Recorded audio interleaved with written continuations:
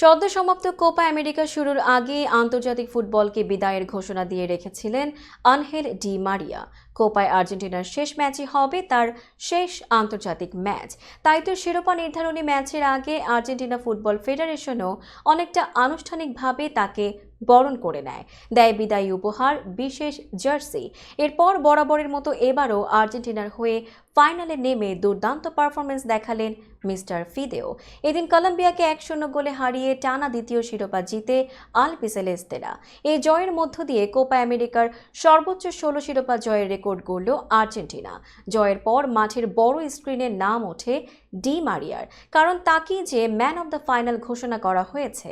যদিও কোপা আমেরিকার ফাইনালে তিনি কোনো গোল পাননি, তবে ক্রমাগত আর্জেন্টিনার আক্রমণ ভাগকে সামনে থেকে তিনি নেতৃত্ব দিয়েছেন। আন্তর্জাতিক ফুটবলকে বিদায়ের আগে ডি মারিয়া আর্জেন্টিনার হয়ে ষষ্ঠ কোনো মেজর টাইটেল জিতেছেন। 2022 বিশ্বকাপ, 2021 এবং 2024 কোপা আমেরিকা, 2022 ফিনালিসিমা, অনূর্ধ্ব 20 বিশ্বকাপ এবং 2008 অলিম্পিকে গোল্ড মেডেল জিতেছেন।